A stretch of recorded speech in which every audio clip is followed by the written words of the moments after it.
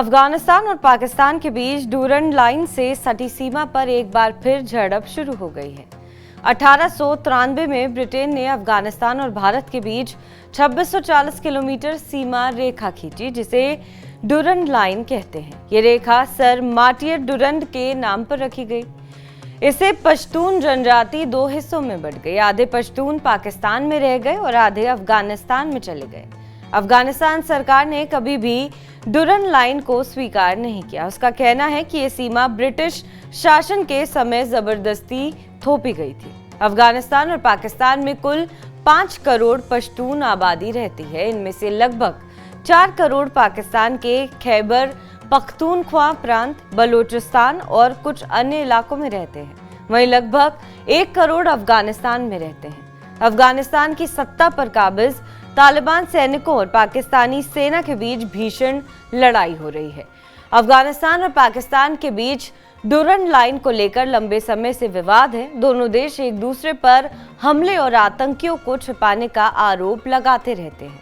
2021 में अफगानिस्तान हुकूमत पर तालिबान के कंट्रोल के बाद से तनाव और बढ़ गया।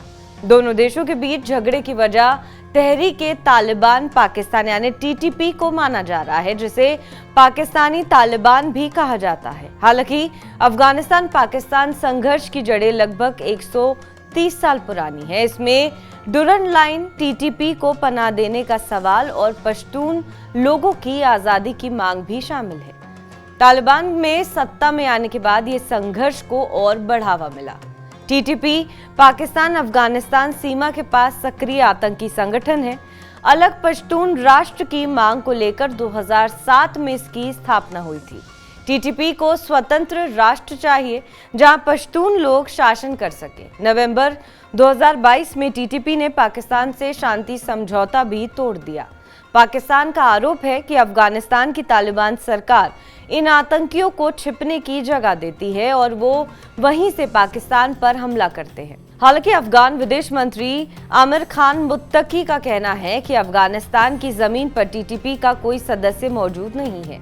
टीटीपी की शुरुआत 2007 में हुई थी। इससे पहले सरगना का नाम बेतुल्लाह महसूद था। महसूद ने 13 विद्रोही गुटों को मिलाकर टीटीपी बनाया। संगठन का मकसद पाकिस्तान की सेना से लड़ना था। इसमें पाकिस्तानी सेना के विरोधी गुट भी शामिल थे। ये संगठन तब बना जब पाकिस्तान की सेना ने अपने उत्तर पश्चिमी कबायली इलाकों यानी फाटा में आतंकियों के खिलाफ अभियान शुरू किया। पाकिस्तान आर्मी का कहना था कि इसने ये अभियान अल कायदा से जुड़े आतंकियों के खिलाफ चलाया था। अब इसकी कमान नूर वली महसूद के पास है।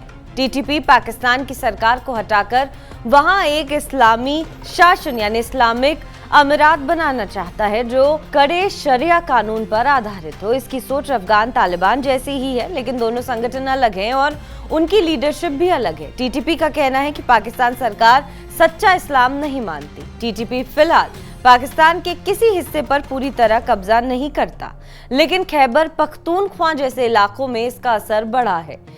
तहरीके तालिबान पाकिस्तान यानी टीटीपी ने बीते 6 महीनों में पाकिस्तान में हजारों से ज्यादा हमले किए हैं। इनमें 300 से ज्यादा हमले जुलाई में हुए थे। 2024 में टीटीपी ने 856 हमले किए, जो 2023 के 645 हमलों से कहीं ज्यादा है। यानी हर दिन 2 से 3 हमले हो रहे हैं। ग्लोबल टेररिज्म इंडेक्स 2025 के मुताबिक 2024 में टीटीपी की गतिविधियों में 558 मौतें हुई, जो कि कुल आतंकवाद से होने वाली मौतों का 52% था। तहरीके तालिबान पाकिस्तान का विद्रोही संगठन, इसके बारे में भी और कुछ जान लेते हैं। 2001 में अमेरिका ने अफगानिस्तान पर हमला किया तो कई लड़ाके पाकिस्तान के कबायली इलाकों में छिप गए। 2007 में बेतुल्लाह महसूद ने 13 विद्रोही गुटों को मिलाकर तहरीके तालिबान पाकिस्तान बनाया। इसमें बड़ी संख्या में पाकिस्तानी सेना के विरोधी गुट के लोग शामिल थे। इनकी लड़ाई पाकिस्तान की सेना और सरकार के खिलाफ है। इस संगठन से जुड़े कई समर्थक पाकिस्तानी सेना में मौजूद है। अमेरिका ने पाकिस्तान को चेताया है कि टीटीपी एटमी हथियारों तक पहुंच सकता है। 2001 में अमेरिका के अफगानिस्तान पर हमले के बाद पाकिस्तान ने अमेरिका का साथ दिया। इससे टीटीपी नाराज हो गया। वो इसे इस्लाम के खिलाफ मानता था। टीटीपी का मानना है कि पाकिस्तान सरकार सच्चा इस्लाम नहीं मानती, इसलिए वो उसके खिलाफ हमला करता है। टीटीपी का अफगान तालिबान के साथ गहरा जुड़ाव है। दोनों समूह एक दूसरे को समर्थन देते हैं। 2021 में अफगान तालिबान के सत्ता में आने के बाद पाकिस्तान ने टीटीपी को निशाना बनाकर अफगानिस्तान में हमले किए। टीटीपी पश्तून समुदाय की गरीबी, बेरोजगारी और सरकार की अनदेखी जैसी शिकायतों का फायदा उठाता है। बहरहाल इस खबर पर आपका क्या कुछ कहना है, हमें कमेंट करके जरूर बताएं। बाकी देश और विदेश की तमाम बड़ी खबरों के लिए आप देखते रहें TV9 डिजिटल।